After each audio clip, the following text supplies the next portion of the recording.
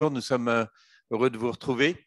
Heureux de vous retrouver aujourd'hui parce qu'on a un certain nombre de nouvelles, d'abord sur le front diplomatique, et on laissera Igor en parler. Une petite mise au point aussi sur ce qui a été dit hier. Alors sur les visas, nous n'avons toujours pas de nouvelles, mais par contre, Pavel, tu as rendez-vous vendredi, je crois.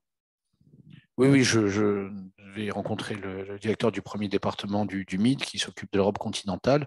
Pas d'informations nouvelles depuis hier. Les rumeurs, comme toujours, agitent le landerneau, mais est-ce qu'il serait question d'une application symétrique, d'une lecture symétrique des sanctions européennes qui inclurait le business et pas simplement les fonctionnaires ou non? Pour l'instant, il est trop tôt pour le dire et on attend que paraisse au moins un projet de résolution là-dessus. Donc, on vous tiendra informé immédiatement. Merci Pavel. L'autre point que je vais signaler avant de donner la parole à Igor, c'est n'oubliez pas que demain soir, il faut vous inscrire. On a envoyé des invitations, mais vous pouvez vous inscrire sur le site de la Chambre. Nous organisons une rencontre entre les Français. L'ambassadeur de France, Pierre Lévy, sera présent, ainsi que le consul général et le conseiller économique. Et on sera ravis de vous recevoir et de faire un peu le point tous ensemble, de 19h à 21h. Voilà. Mais ayant dit cela, Igor, il s'est passé un certain nombre de choses aujourd'hui, de choses importantes. Donc, merci de nous tenir au courant. Merci, Président. Bonjour à tous. Effectivement, aujourd'hui, il y a eu des avancées sur le front diplomatique de la crise. Donc, aujourd'hui, il y avait un sommet à Istanbul entre les délégations russes et ukrainiennes, un sommet qui a été élaboré en amont par les rencontres auxquelles ces délégations se sont livrées en format en ligne depuis plusieurs jours. Alors, ce sommet a été relativement court, il a duré 3 heures, mais les pourparlers ont été qualifiés de part et d'autre de constructifs. Et visiblement, pratiquement l'essentiel des questions dites litigieuses ont été plus ou moins abordées au cours de ces pourparlers, à l'issue duquel aucun document n'a été signé, mais en revanche, la partie ukrainienne a remis à la partie russe une série de propositions en vue d'avancer vers la conclusion d'un accord.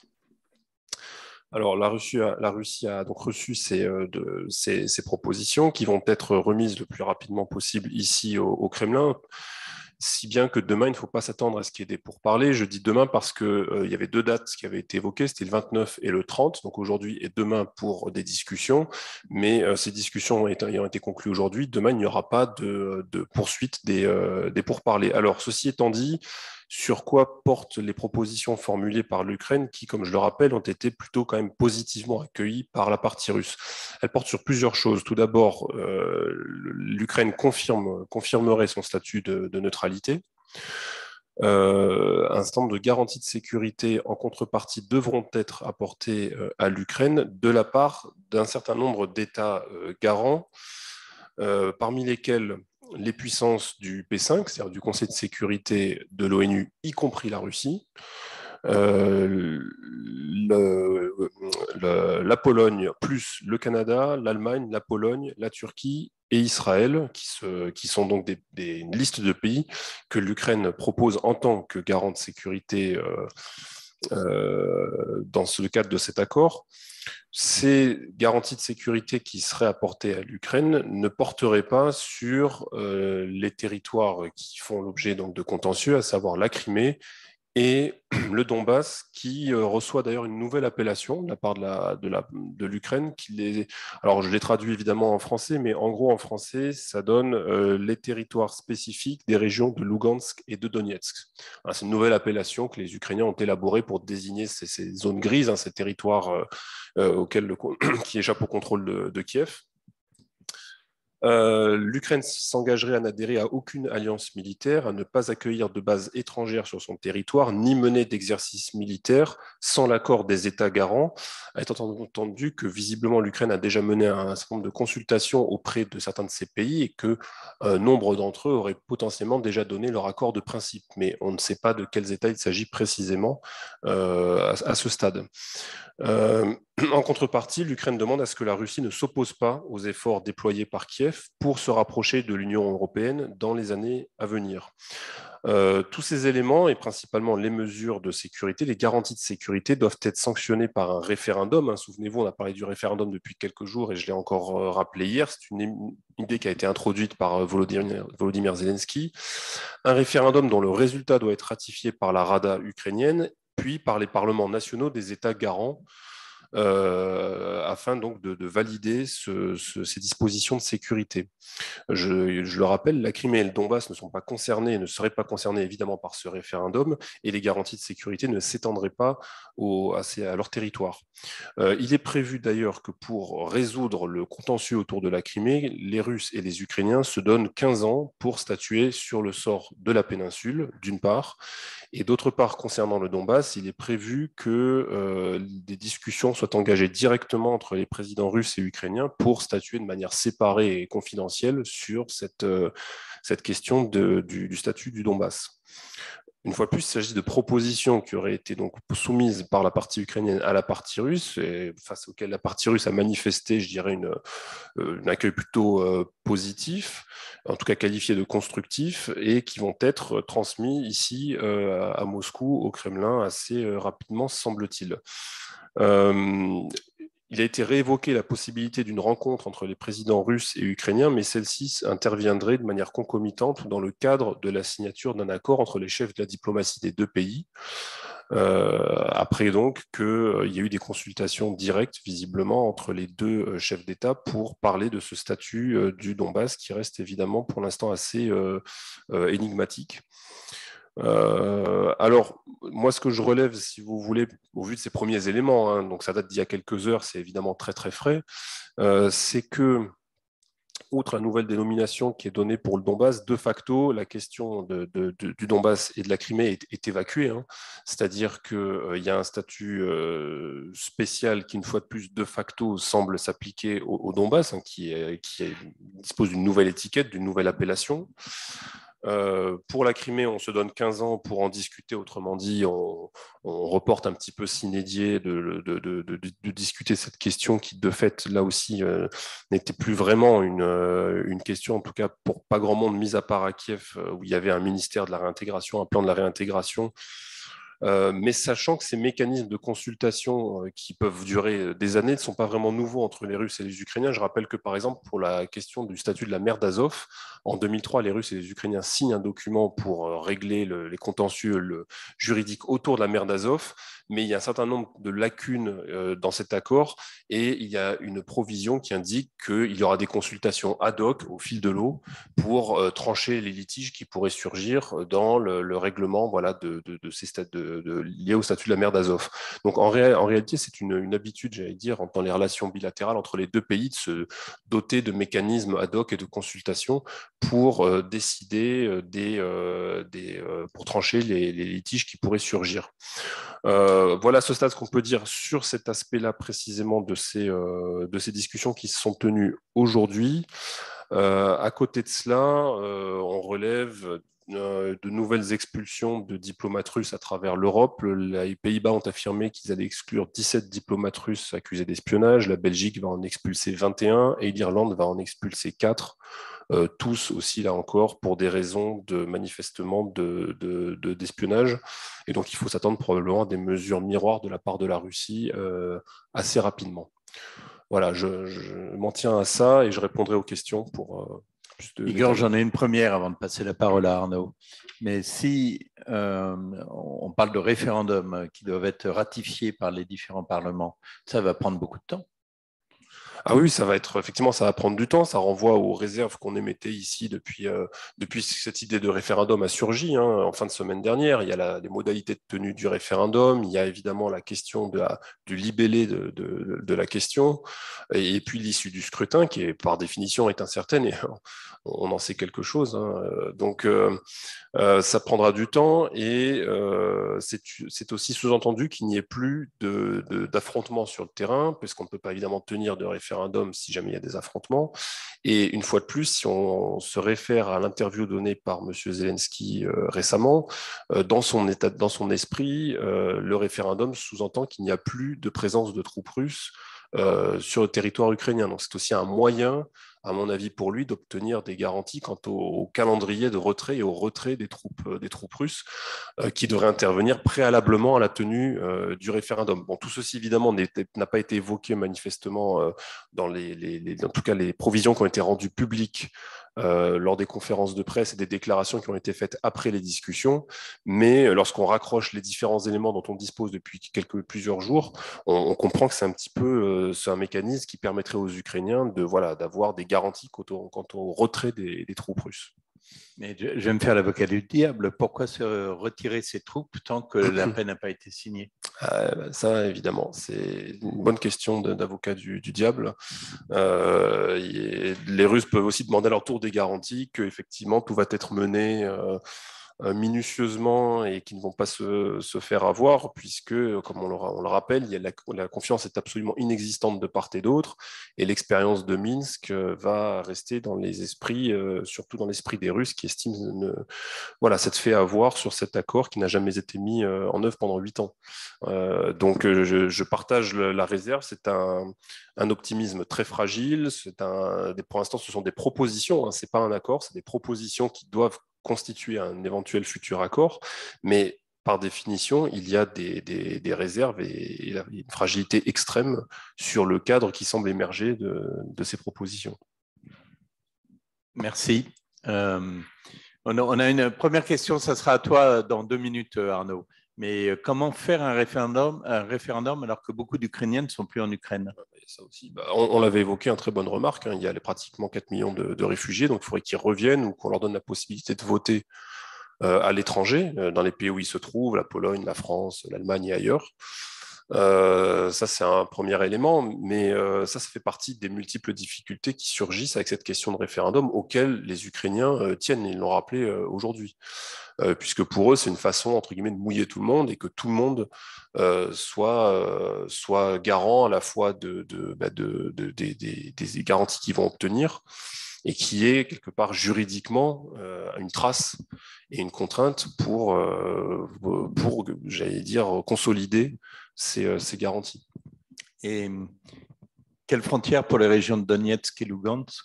Alors ça n'a pas été évoqué, mais dans les nouvelles formulations auxquelles je faisais allusion et qui a été imaginées par les Ukrainiens, on comprend qu'il s'agit des territoires qui échappaient au contrôle de Kiev avant le 24 février, à mon avis. Moi, c'est la lecture que j'en fais, puisqu'il parle de territoires spécifiques des régions de Lugansk et de Donetsk. Donc, ce qui veut dire que ce n'est pas l'ensemble, l'intégralité territoriale des oblasts, sinon ils auraient dit les oblasts en tant que tels. Là, il parle de territoires spécifiques. Maintenant, on peut très bien dire aussi que ces oblasts, par définition, sont déjà des territoires spécifiques et que peut-être il y aura des négociations, peut-être des échanges d'ailleurs de territoires, puisqu'on sait qu'aujourd'hui, l'Ukraine ne contrôle pas l'intégralité de ses territoires, mais que, par conséquent, les forces pro-russes et les forces russes ne contrôlent pas non plus l'intégralité de ces territoires, a fortiori. Je crois que c'est 94% pour Lugansk et environ 50% pour Donetsk, grosso modo. Donc, voilà, là aussi, il y a une incertitude, une inconnue. D'accord. Mais merci beaucoup, Igor. Excuse-nous, Arnaud, de t'avoir fait attendre, mais les nouvelles d'aujourd'hui d'Igor étaient importantes et on va garder un brin d'optimisme. En tout cas, souhaitons-le pour l'instant. Mais Arnaud, toi aussi, tu as quelques nouvelles à nous donner. Donc, la parole est à toi. Merci, Président. Bonjour à tous. Peut-être avant de venir aux nouvelles économiques et politiques, rebondir rapidement sur ce que vient de dire Igor. Effectivement, il y a des éléments d'optimisme, il faut rester prudent. On a quand même l'impression d'une étape importante aujourd'hui. Les lignes sont en train de bouger, les éléments de langage sont en train de bouger de part et d'autre. Et il y en a deux que je souhaite ajouter, puisqu'ils n'ont pas été mentionnés, sont les déclarations du chef de la délégation Medinsky, délégation russe, et du vice-ministre russe de la Défense, présent également à Istanbul. Medinsky a fait une série de précisions sur ce qui était discuté. Il a fait une déclaration tout à fait étonnante à propos de la perspective européenne de l'Ukraine. Il a dit que la Russie ne s'opposerait pas, c'était dit. Et ce n'est pas rien quand on se souvient des événements de 2014 et de l'origine de Maïdan et de la suite. Et par ailleurs, le vice-ministre russe de la Défense, on peut en parler puisque ce sont ses propos, a déclaré que la Russie, en signe de bonne volonté, allait non pas suspendre, mais réduire drastiquement son activité militaire sur deux fronts, à Kiev et Tchernigov, c'est-à-dire la tenaille au nord. Alors certains diront que ça ne coûte pas grand-chose, que c'était déjà le cas depuis quelques jours. Encore une fois, les symboles comptent.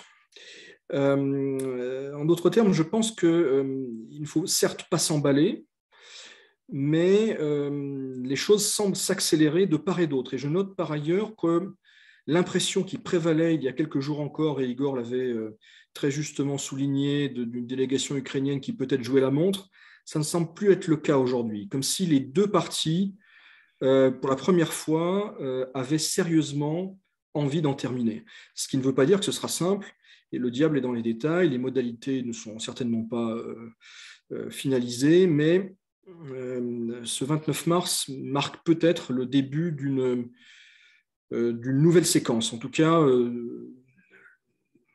la diplomatie prend plus d'ampleur dans cette crise à partir d'aujourd'hui, me semble-t-il, mais restons prudents, bien sûr.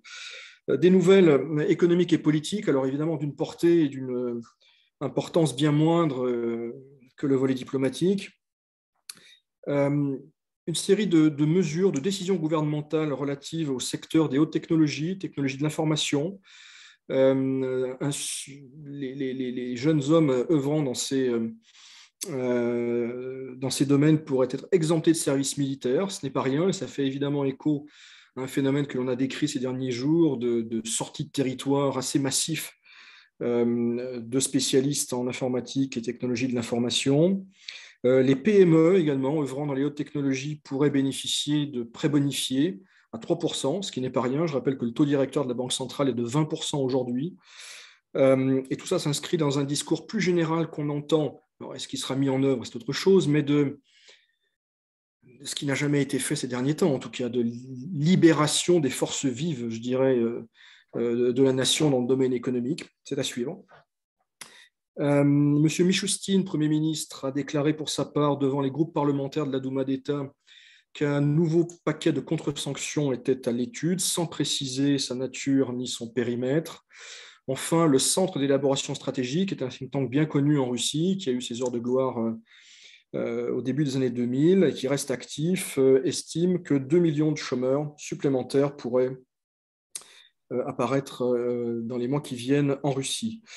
Quelques mots de politique avec une actualité moins dense aujourd'hui, et nul ne s'en plaindra. L'ancien maire d'Ekaterinbourg, M. Roizman, figure assez connue et de position assez virulente au pouvoir, a écopé d'une peine de 50 000 roubles d'amende pour avoir, je cite, jeté le discrédit sur les forces armées russes. Je rappelle qu'au titre de cet article du Code pénal, on peut encourir jusqu'à 15 ans de prison. Et enfin, un élément de détail. Je relève que la présidente du Sénat russe, Madame Matvienko, fait de nombreuses déclarations ces derniers jours sur les nationalisations des actifs étrangers, des étrangers ayant quitté le pays, sur un mode plutôt modéré, en disant qu'elle y est opposée.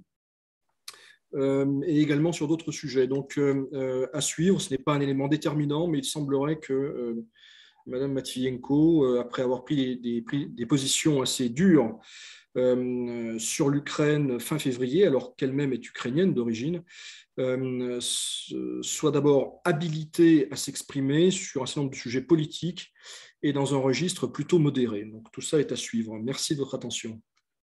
Merci beaucoup, Arnaud. Nous avons déjà quelques questions, bien évidemment. Une question pour toi, Igor. Mariupol ne fait-il pas partie des territoires spécifiques?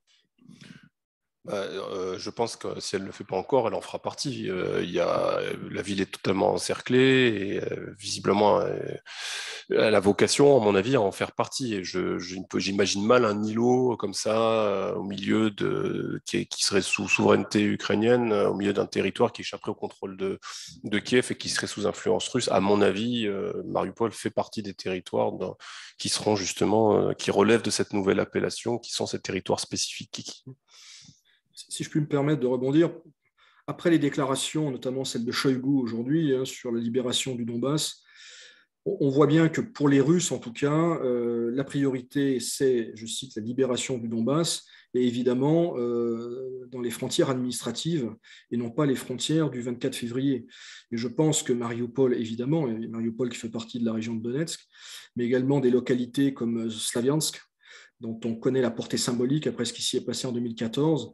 Pour moi, il fait assez peu de doute que dans l'esprit des Russes et probablement aussi des Ukrainiens, ce sont bien les frontières administratives, ce qui veut dire bien au-delà de la situation du 24 février, que recouvre ce concept de territoire litigieux. Donc, je pense que le compromis, on verra évidemment ce qui va se passer sur le terrain, mais ce n'est certainement pas un retour au 24 février dans le Donbass.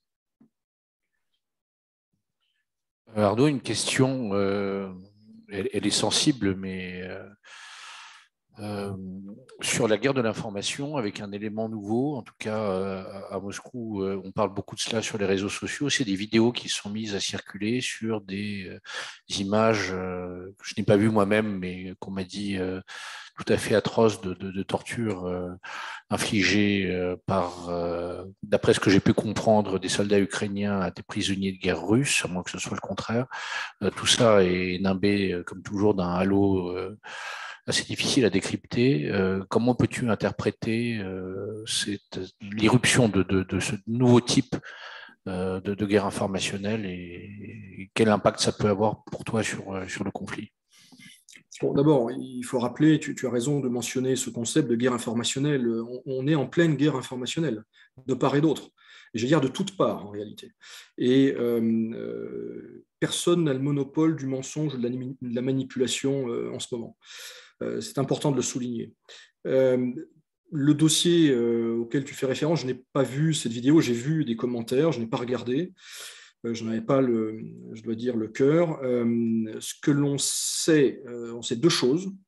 C'est que d'une part, le sujet a été abordé aujourd'hui à Istanbul par la partie russe. Et la partie ukrainienne, en tout cas, si l'on en croit M. Bedinsky, aurait donné des garanties à la partie russe sur le fait que ça ne se reproduise pas. Et j'ai par contre vu une vidéo en présence de M. Chamanov, un général à la retraite, député, qui disait il y a quelques instants que les responsables présumés de ces exactions à Kharkov auraient été pris par les troupes spéciales russes. Je n'en sais pas plus, encore une fois. Il est à craindre que dans le contexte actuel, on sait que c'est malheureusement propice à toutes les exactions. En tout cas, on en parle en Russie et je n'ai pas d'avis sur la question, sur la véracité de ces vidéos, je n'ai pas d'éléments pour juger. En tout cas, la partie russe l'a évoqué officiellement et, à Istanbul et militaire ayant des fonctions politiques est revenu sur la question tout à l'heure. Donc, voilà ce que je peux dire aujourd'hui. Et encore une fois, ce n'est qu'un épisode, je le crains, parmi des milliers d'autres absolument tragiques. Et ce que je redis, et ce sur quoi j'insiste lourdement, c'est que la guerre de l'information fait rage de toutes parts. Et j'en veux pour preuve peut-être deux nouvelles qu'on a pu lire hier dans la presse anglo-saxonne. Enfin, on sent qu'il y a des ballons d'essai, peut-être un peu de désinformation pour influer ici ou là l'opinion publique en Occident, en Ukraine et en Russie. Ça va se poursuivre.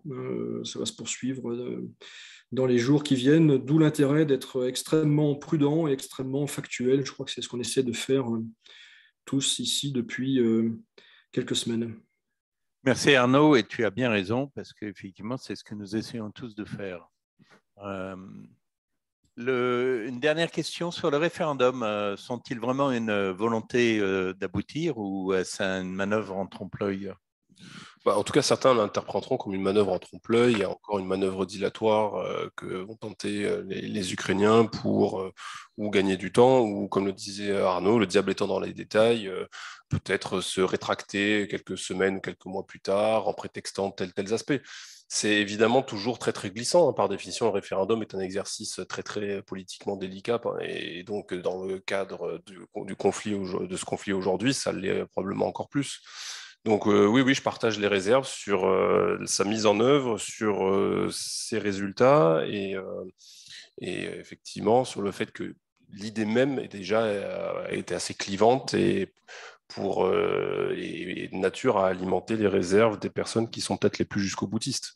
On nous demande justement si on n'est pas obligé d'inclure dans la Constitution la neutralité.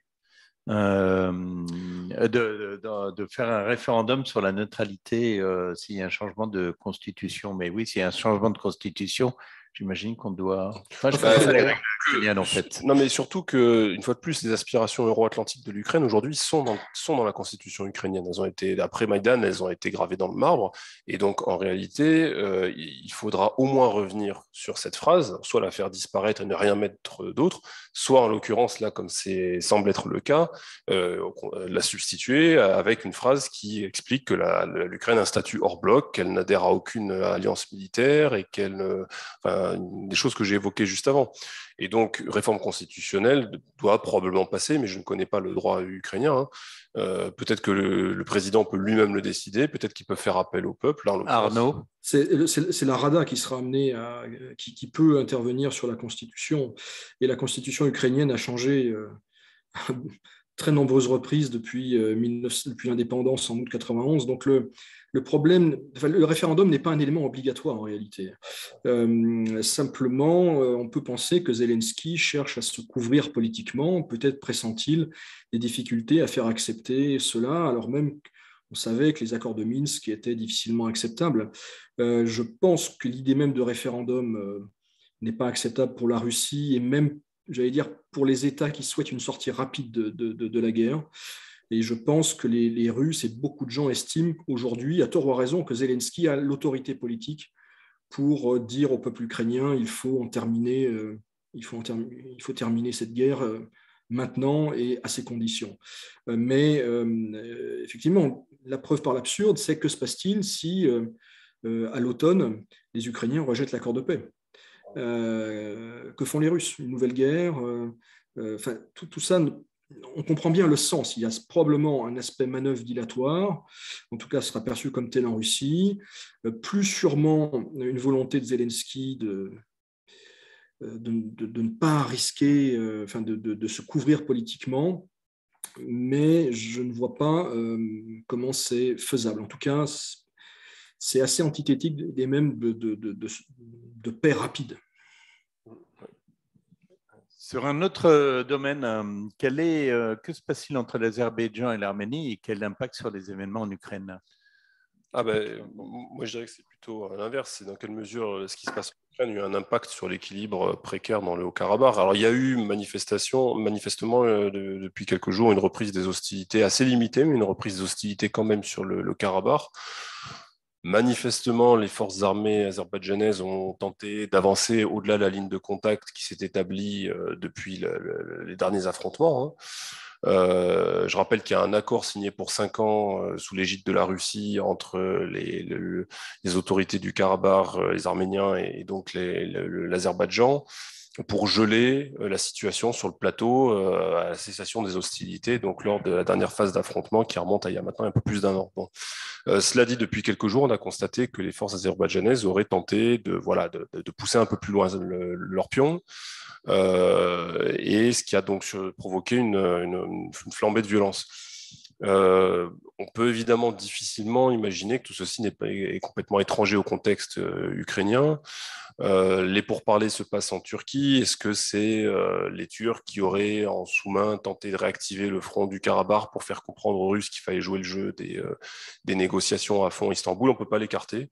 On peut pas l'écarter. Maintenant, il faut voir qu'il se passait des choses quand même assez intéressantes depuis quelques semaines entre les Arméniens et les Turcs, puisqu'on était dans une dynamique de normalisation des relations, ce qui est quand même assez historique.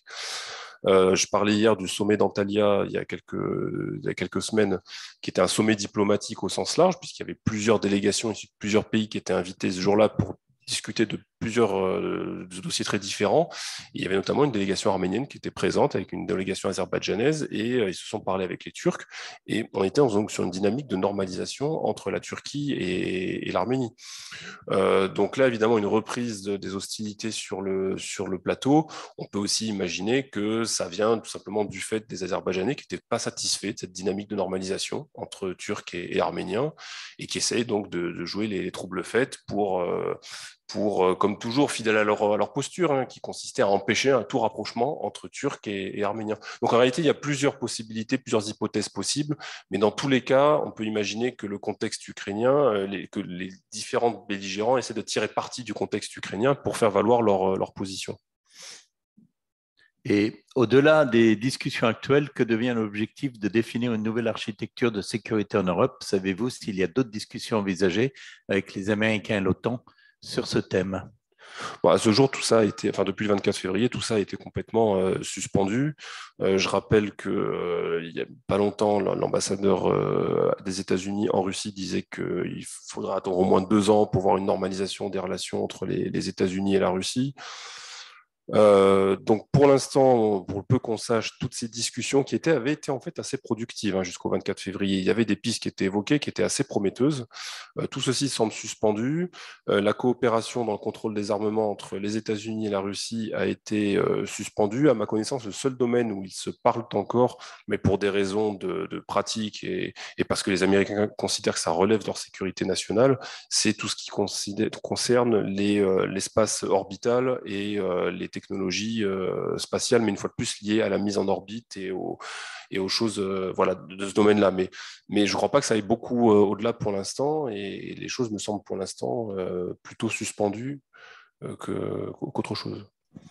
Si je puis me permettre, il faut espérer que ça va reprendre, parce qu'il y a 2 étages en fait dans le règlement possible de la crise ukrainienne. Il y a évidemment un volet strictement bilatéral russo-ukrainien, mais il y a également au-delà, les discussions russo-occidentales. Alors, j'ai parlé des sanctions, ça fera forcément partie de l'accord. La question étant de savoir où sera le curseur et le calendrier.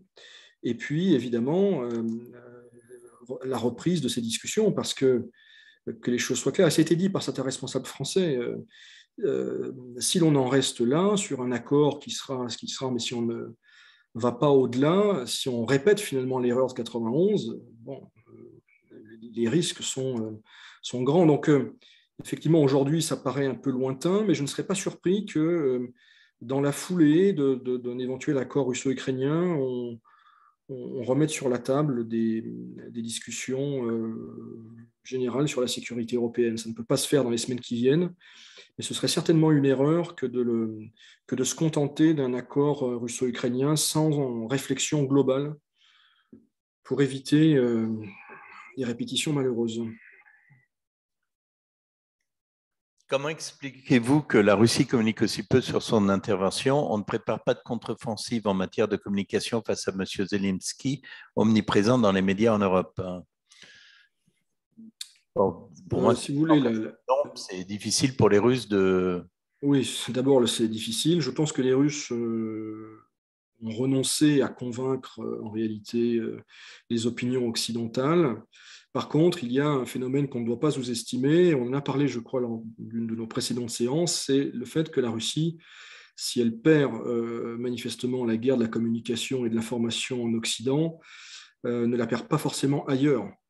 Et ça, c'est aussi un angle mort de l'analyse. On voit que aucun pays d'Amérique latine, aucun pays d'Afrique, aucun pays asiatique, sauf la Corée du Sud et le Japon, aucun pays du Moyen-Orient n'ont sanctionné la Russie.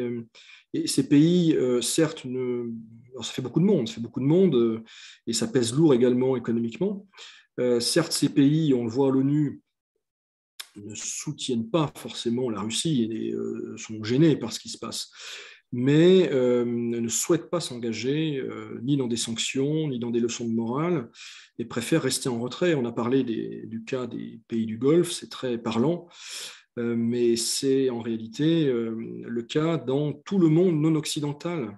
Donc la guerre de l'information, elle est perdue en Occident, mais les choses sont beaucoup plus complexes ailleurs.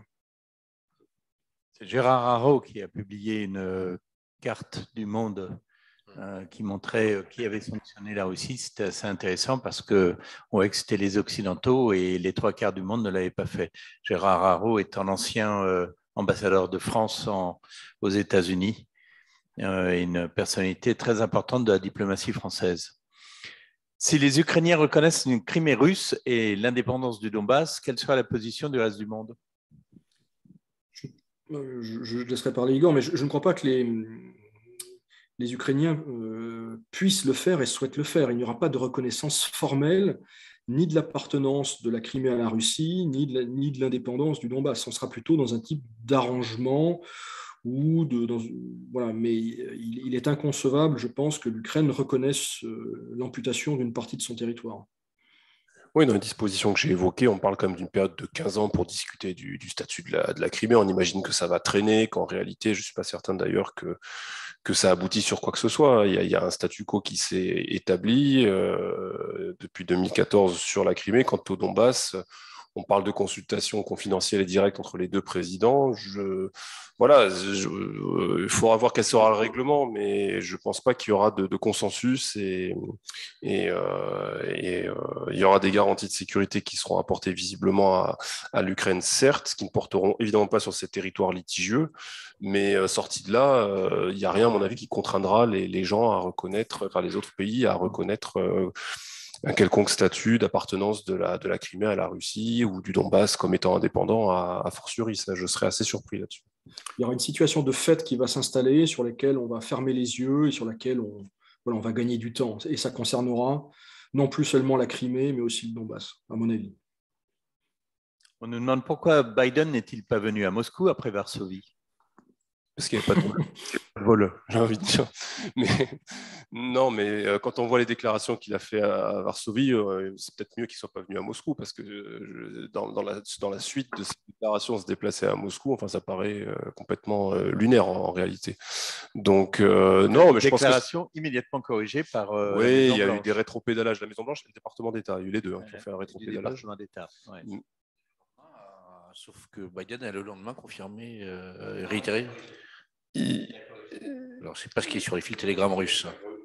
Il a retiré parce que je l'ai vu. Ouais. Il a dit qu'il ne retirait pas ses propos, c'était des propos liés à ses émotions, mais que ça ne traduisait pas un changement d'approche politique à l'égard de la Russie et que les États-Unis ne souhaitaient pas renverser le pouvoir russe. Voilà en substance ce qu'il a dit par la suite. En fait, on reste dans le flottement en réalité. Autrement dit, comme la Maison-Blanche l'a dit, le président a entièrement raison, mais ce qu'il voulait dire, voilà. Mais il apparaît aussi que cette phrase ne figurait pas dans la version écrite de son discours, que c'est vraiment une improvisation ou un cri du cœur, diront certains. D'autres estimeront que c'est peut-être aussi à relier au contexte intérieur américain où, on le voit, le président Biden chute fortement dans les sondages. Il est à des niveaux proches de Trump quand il était au plus bas. Donc peut-être de donner des gages au Congrès, peut-être. Mais merci. On va passer à des questions plus pratiques parce qu'on a un certain nombre de questions plus pratiques. Alors, on nous parle. On parlait hier de possibilité de faire des transferts de Rosbank vers la France en passant par le système WISE. Alors, je ne me souviens pas qu'on ait parlé du système WISE hier. Le site de WISE mentionne des limitations sur les opérations en Russie. Est-il possible d'avoir plus de précision ? J'en sais rien. Quelqu'un connaît le… Non. Désolé, mais on ne connaît pas le système WISE, donc on ne l'utilise pas en tout cas. On nous remercie pour le temps que nous passons à éclairer la communauté, mais voilà, on nous pose une question. J'ai un partenaire russe qui a réussi à importer des produits allemands type câble électrique appartenant aux produits tombant sous les sanctions après avoir présenté aux douanes allemandes un certificat de end user qui spécifiait que l'utilisation des câbles n'était pas liée à un but militaire. Suite à quoi, les douanes allemandes ont autorisé l'émission de l'ex qui a permis d'importer ce produit. Est-ce que les douanes françaises feraient la même chose? Si oui, à quel service douanier faudrait-il s'adresser alors? Eh bien, écoutez, c'est simple. Écrivez-nous, on va vous dire, on va vous mettre en rapport avec l'attachée douanière de l'ambassade de France, qui est une femme formidable et qui nous aide beaucoup sur tout ce style de problème. Donc, écrivez-nous en direct et on répondra à votre question. On vous donnera surtout des noms. On nous demande alors suite au transfert de Rosebank, certains ont-ils pu utiliser des crypto-monnaies pour faire des transferts? Ça, je n'en sais rien. Non. Alors désolé, mais on ne peut pas non plus répondre à cette question. Le rouble est remonté significativement aujourd'hui. Est-ce lié à ce vent d'optimisme dans les négociations? Alors oui, le rouble s'est beaucoup raffermi en cours de journée. Il a un peu fléchi en fin de journée, paradoxalement, au moment où les bonnes nouvelles tombaient. Le cours officiel de la Banque centrale pour demain, c'est 86 pour le dollar et 96 pour l'euro, c'est-à-dire 6 à 7 de moins qu'hier. C'est beaucoup. Alors évidemment, encore une fois, il faut rappeler que les conditions du marché sont très particulières, que le rouble n'est pas vraiment convertible en réalité, puisqu'on ne peut pas en acheter ou en tout cas pas le transférer, que les groupes russes exportateurs sont tenus de vendre leurs devises. Donc encore une fois, c'est très particulier. Ceci dit, le symbole est puissant. Et je pense que les actions, si je puis me permettre cette métaphore de Madame Nabioulina, qui avait singulièrement baissé après l'annonce de la saisie de 300 milliards ou plutôt du gel de 300 milliards de ses réserves, les réserves russes libellées en monnaie occidentale, eh bien, Madame Nabioulina fait la preuve de sa grande compétence, puisqu'encore une fois, même si ce cours du rouble n'a pas une immense portée concrète aujourd'hui dans les conditions actuelles, c'est un symbole plus que monétaire, peut-être politique, de la résilience russe aux sanctions qui ont été annoncées. Alors, sur le problème des virements, on nous dit que Wise a bloqué le virement depuis des comptes français vers la Russie. Donc, difficile d'utiliser Wise. Hein. Alors, on nous dit par ailleurs qu'on a pu transférer des fonds de Rosebank vers Wise, paiement contre facture d'un contrat en place. Donc voilà, on peut le faire d'un sens, mais pas dans l'autre. Et on nous le confirme une seconde fois. Une question sur le pouvoir de M. Zelensky. Maîtrise-t-il son armée et ses groupuscules et tout le territoire? Mais, enfin, tout le territoire, non. Mais est-ce qu'il a un contrôle de son armée, en tout cas? Oui, enfin, je pense qu'il a un réel contrôle de son armée, de l'appareil d'État, et on voit que de façon logique, mais quand même très spectaculaire, il y a un effet un effet de corps de la nation ukrainienne autour du président dans ce contexte. Donc, il est aujourd'hui encore plus légitime qu'après son élection. Il avait été très bien élu en 2019. Revenons aux questions économiques. Alors, a-t-on des informations concernant les annonces contradictoires de Obi? Obi, vous savez, c'est le concurrent allemand de Leroy Merlin. Le management russe indiquant une réouverture dans les prochains jours, alors que Obi en Allemagne affirme qu'il n'est pas question de rouvrir les magasins à court terme. J'ai vu effectivement l'annonce de la réouverture des magasins Obi. Je n'ai pas vu l'annonce allemande, mais on essaiera d'avoir une information là-dessus. Mais alors, du coup, on a une demande sur Decathlon qui a annoncé aujourd'hui la suspension de son activité en Russie. Le reste du groupe Mullier, Auchan, Leroy Merlin, va-t-il en faire de même? A-t-on des infos à ce sujet? Alors non, Auchan et Leroy Merlin ont annoncé rester en Russie. Et Decathlon, c'est un problème d'importation de produits, puisque tous leurs produits, enfin pas tous, mais une large majorité, arrivent de l'étranger et ne peuvent plus venir. Donc c'est vraiment un problème de fournir les magasins.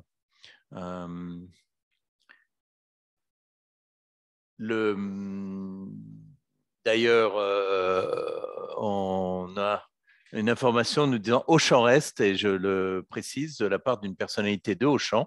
Donc oui, Auchan reste. Hein, il suffit de lire l'article, l'excellent article, enfin interview du président d'Auchan dans le JDD de dimanche dernier. Avez-vous des nouvelles au sujet du refus des clients de Gazprom de payer en rouble pour les exportations de gaz? Comment réagit la Russie? C'est un sujet qu'on a aussi. Oui, on en a parlé hier. Il y a de nouvelles déclarations aujourd'hui. Hein, donc, les pays du G7, de l'Union européenne, le Japon, enfin tous les pays potentiellement concernés réaffirment leur refus d'obtempérer et de basculer vers des paiements en roubles. Le porte-parole de la présidence russe, M. Peskov, a dit aujourd'hui que eh bien, s'il n'y avait pas de paiement en rouble, il n'y aurait pas de gaz. Donc on est dans une sorte de poker menteur. Est-ce que la Russie, dans le contexte actuel, et alors qu'elle serait la seule perdante en réalité, hein, va franchir le pas ou déléguer le dossier à Gazprom, à des avocats pour rédiger ou engager des négociations pour rédiger des contrats commerciaux? On ne sait pas, on ne peut rien exclure en réalité, mais surtout au vu de ce qui s'est passé ces dernières semaines, le critère selon lequel se tirer une balle dans le pied interdit aux gens de faire ce qu'ils ne devraient pas faire, cet argument ne tient plus, on l'a compris. Mais là, ça paraît assez énorme. On ne voit pas... Enfin, le seul perdant d'une fermeture unilatérale serait Gazprom et la Russie. Et ce serait un cadeau supplémentaire fait à tous ceux qui... aux États-Unis notamment, n'attendent que ça et souhaitent accroître leur part de marché en Europe. Donc, à suivre. Je n'exclurai pas qu'on en parle un peu moins dans les jours qui viennent, mais ça dépend aussi du climat politique général entre la Russie et l'Occident. Je ne fais pas attention à l'heure, alors je vais poser une dernière question. Quelle est la part du chiffre d'affaires des pays inamicaux dans le chiffre d'affaires de Gazprom, le sait-on? Alors, dans le chiffre d'affaires, je ne sais pas. Par contre, les livraisons, le volume des exportations, je le disais l'autre jour, c'est 141 milliards de mètres cubes aux pays de l'Union européenne l'année dernière. À titre de comparaison, donc la Turquie reçoit, je crois, 27 milliards. La Turquie qui n'est pas un pays amical. Et la Chine, il faudrait voir, mais je crois que c'est autour de 30. Alors, LNG compris, GNL compris. Donc, c'est très important. Hein. Autant la Russie peut, à court terme, réorienter au prix de fort rabais ces flux pétroliers vers d'autres marchés. C'est beaucoup plus dur s'agissant du gaz parce qu'il y a des gazoducs. Et la part du GNL dans les exportations de gaz en Russie est assez marginale. C'est un peu plus de 20 milliards de mètres cubes par an, donc c'est 10% peut-être. Donc là, la Russie est quand même beaucoup plus contrainte que dans le domaine pétrolier. Une dernière remarque, l'un de nos auditeurs nous dit qu'en rentrant à Paris de Doha, il a eu un contrôle d'1h30, quelques questions et vérification de son téléphone. Donc, ça veut dire qu'il y a encore des contrôles aléatoires. Première fois qu'on l'a depuis Doha. Merci pour pour votre témoignage. Pavel, quelques nouvelles? Oui, on va terminer par là où on avait commencé, c'est-à-dire vous rappeler la rencontre demain en présentiel de la communauté française ici à Moscou du 19 à 21h en présence de Monsieur l'ambassadeur de France à Moscou, Pierre Lévy, avec son équipe, le consul général, le conseiller économique, le ministre conseiller. Donc, inscrivez-vous en ligne surtout sur le site de la Chambre. La hotline et le fil Telegram restent d'actualité. Notre fil Telegram s'épaissit au point de devenir un haut-banc et nous nous en réjouissons. L'essentiel est qu'il puisse nous retenir dans cet océan déchaîné, pour filer la métaphore. Et puis, rendez-vous toute la semaine, donc du lundi au vendredi à 17h30, heure de Moscou, soit 16h30, heure d'été de Paris, pour ces sessions de débriefing quotidien. Tenez bon, merci d'être fidèle au poste. Et permettez-moi de remercier Jean-Marie qui nous écoute du sud de la France tous les jours. Donc, merci à Jean-Marie de nous écouter. Et à demain. Merci beaucoup. La CCIFR reste à vos côtés. Au revoir. Au revoir.